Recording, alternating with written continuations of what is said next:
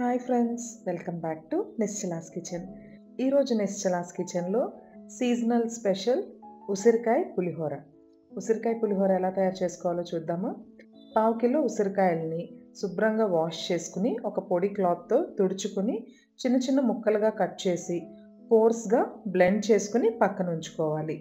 ఈ ఉసిరికాయ పులిహోరకి 1 గ్లాస్ రైస్ని పొడి పొడిగా కుక్ చేసుకుని ఒక పళ్ళెంలోకి ఇలా సపరేట్గా తీసుకుని అందులో ఒక 1/2 టీ స్పూన్ పసుపు, 1 టేబుల్ స్పూన్ నూనె వేసి ఆ రైస్ అంతట్లో బాగా కలిసేలాగా కలిపి పక్కన ఉంచుకోవాలి.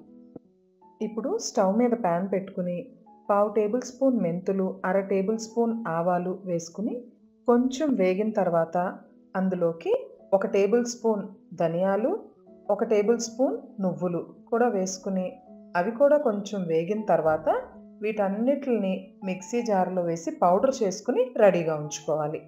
ఇప్పుడు అదే ప్యాన్లో 1/2 కప్పు నూనె వేసి నూనె వేడైన తర్వాత అందులోకి వేరుశనగపప్పులు వేసి దోరగా వేయించుకోవాలి. వేరుశనగపప్పులు వేగడానికి కొంచెం టైం పడుతుంది కాబట్టి ముందుగా వేరుశనగపప్పులను వేసి వేపుకుంటున్నాం. ఆ తర్వాత ఆవాలు, మినప్పప్పు, పచ్చిశనగపప్పు వీటిని కూడా వేసి దోరగా వేయించుకోవాలి.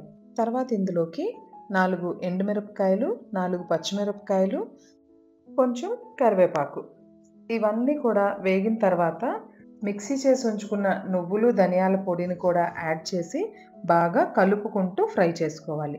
ఇది కొంచెం వేగిన తర్వాత మనం రెడీ చేసి ఉంచుకున్న ఉసిరికాయ పేస్ట్ని యాడ్ చేసి అందులో పసుపు, ఉప్పు రుచికి సరిపడా ఉప్పుని యాడ్ చేసుకుని బాగా కలుపుకోవాలి.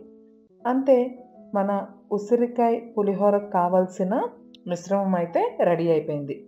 దీన్ని 1 నిమిషం పాటు ఇలాగే కలుపుకొని ఆ తర్వాత రైస్లో మిక్స్ చేసుకోవడమే.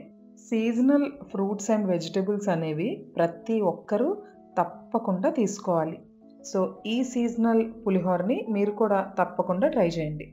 చూడండి, ఇప్పుడు మనం ముందుగానే తయారు చేసి ఉంచుకున్న రైస్లోకి ఈ పేస్ట్ని వేసుకుని ముందు కొంచెం కొంచెంగా వేసుకుని కలుపుకోండి.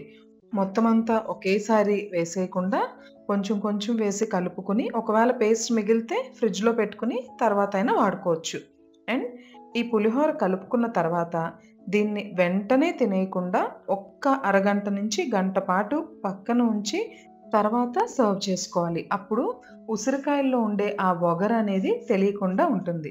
జస్ట్ లైక్ మనం ఈ ఉసిరికాయలు, కొండ ఉసిరికాయలు ఎప్పుడు తెచ్చుకున్నా ఊరబెట్టుకుని తింటాం కదా, అలా అనమాట. నచ్చింది కదూ?